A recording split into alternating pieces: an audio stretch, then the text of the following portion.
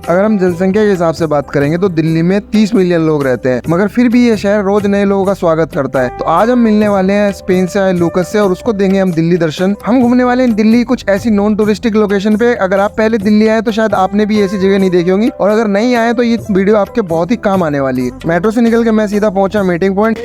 Nice place. से हाय। Hello.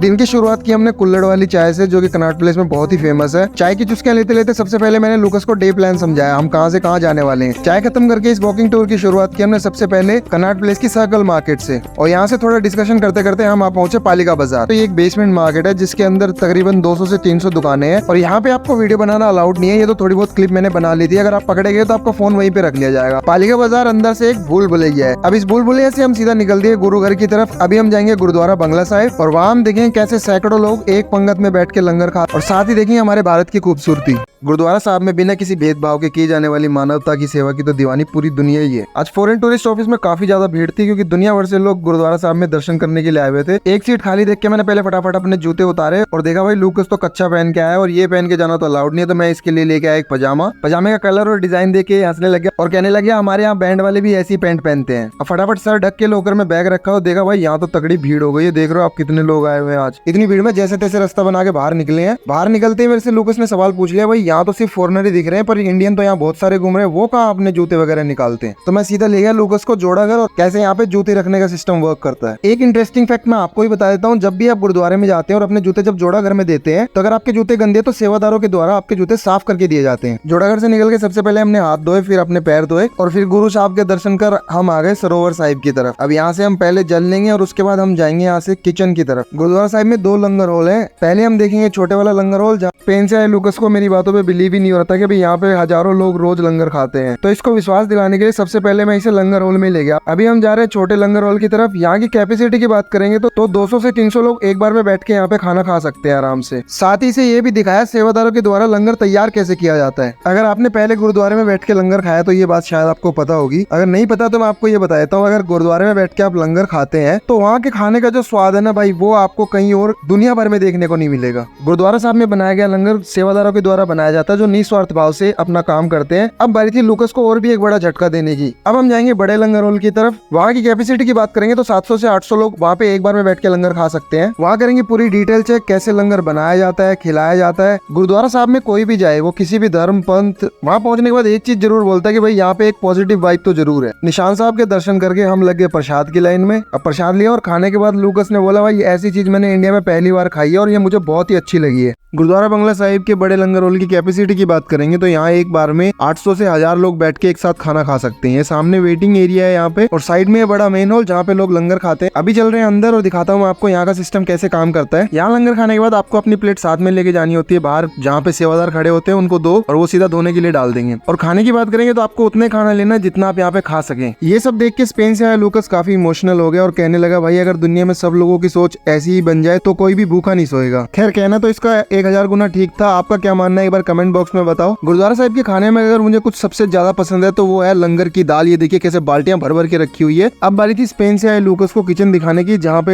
हजारों लोगों का लंगर एक दिन में तैयार किया जाता है। तो आप चलते हैं और मैं आपको भी दिखाता हूँ किचन कैसे काम करता है। अभी हम जा रहे हैं प्रिपरेशन एरिया से होते हुए मेगा किचन की तरफ, और मेरा ये मानना है भाई ये किचन नहीं है, ये है बहुत बड़ी फैक्ट्री जहाँ पे रोज हजारों लोगों को पेट भर खाना खिलाया जाता है। सब्जियां और दालें तो सुबह ही तैयार कर ली जाती है, पर यहाँ पे फिर चलता है पूरे दिन रोटियां बनाने का काम। आप देख सकते हैं साइड में माताएं रोटी। गुरुद्वारा साहब में काम करने वाले सारे सेवादार अपना काम बिल्कुल निस्वार्थ भाव से करते हैं। यहाँ पे ये रोटियां बनाने की प्रोसेस दिन भर चलती रहती है। ये सब कुछ देख के स्पेन से आए लूकस के दिमाग के जाले बिल्कुल हटते जा रहे थे, क्योंकि शुरुआत में इसने मेरे से कहा था कि मैं जब इंडिया आ रहा था तो मेरे कुछ दोस्तों ने कहा कि अगर आप इंडिया जा रहे हो तो बिल्कुल ध्यान से रहना, वहाँ का खाना, वहाँ के लोग, उनसे बच के रहना। पर यहाँ पहुंचने के बाद उसकी सारी गलतफहमियां दूर हो चुकी थी, और इस वॉकिंग टूर का उद्देश्य भी यही है कि हमारी संस्कृति को बाहर के लोगों तक पहुंचाना। अगर आप भी मेरे इस मिशन को अप्रिशिएट करना चाहते हैं तो प्लीज एक लाइक कर दें, ताकि मुझे भी मोटिवेशन मिलती रहे। किचन की सारी प्रोसेस देखने के बाद मैं और लूकस निकल दिए वापस। स्टोरेज एरिया से होते हुए एक शॉर्टकट है छोटा सा, और यहीं पे मैंने लूकस को सारा कुछ एक्सप्लेन किया कैसे डोनेशन और चैरिटी यहाँ पे वर्क करता है। अब बारी थी यहाँ के बारे में लूकस से फीडबैक लेने की। तो सुनिए आप भी। Amazing.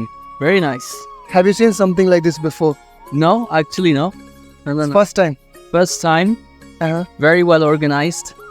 Very well structured. What would you like to say in one word? Devotion.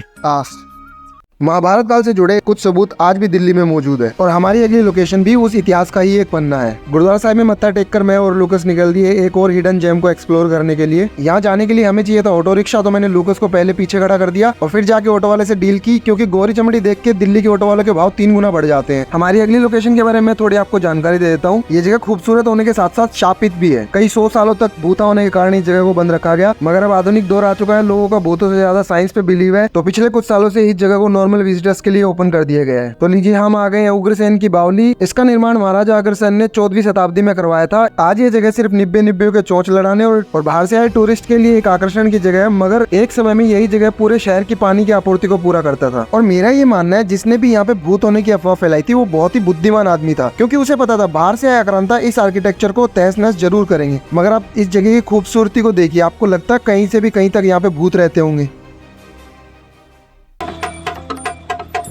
Agrasen की बावली से निकलकर अब बारी है स्पेन से आए लोकस को पुरानी दिल्ली घुमाने की। बावड़ी से ये ऑटो लेके हमने अपना मुंह कर दिया पुरानी दिल्ली की तरफ। जाते हुए बीच रास्ते में ही रिक्शा पलट गया। ये सब देख के लूकस हंसने लग गया और कहने लग गया, भाई यहाँ पे तो कोई ट्रैफिक रूल ही नहीं है। इसका कहना भी सही है, दिल्ली में ट्रैफिक रूल्स के तो लगे पड़े हैं। लाल गेट से होते हुए दरियागंज के रास्ते हम पहुंच गए जामा मस्जिद के सामने। अब हम एक्सप्लोर करेंगे दिल्ली की सबसे पुरानी फूड मार्केट, जहाँ पे आपको ऑथेंटिक मुगलई कुजीन चखने का मौका मिलेगा। अगर आप भी दिल्ली घूमने आ रहे हैं तो यहाँ खाना खाने का मौका बिल्कुल ना छोड़े। और अगर आप भी दिल्ली एक्सप्लोर करना चाहते हैं लोकल की तरह, तो कमेंट बॉक्स में मुझे बताइए, मैं आपको बुकिंग करने की प्रोसेस बता दूंगा। अगर आपको जिंदा दिल्ली देखनी है तो आप पुरानी दिल्ली जरूर आए, क्योंकि भाई यहाँ हर चीज केओटिक है और इन्वायरमेंट बिल्कुल वाइब्रेंट है यहाँ का। और ये मोहब्बत का शरबत भी यही मिलता है पुरानी दिल्ली में। आपने शायद इसकी वायरल वीडियो बहुत देखी होंगी। यहाँ गली में घुसते ही आपको खाने की ऐसी ऐसी खुशबू आनी चालू हो जाएगी, आप भी परेशान हो जाएंगे, क्या सूंघूं क्या छोड़ूं। इतना सब कुछ देख के भूख पे कंट्रोल करना मुश्किल है, तो अब सीधा चलेंगे 110 साल पुराने रेस्टोरेंट में खाने खाने के लिए।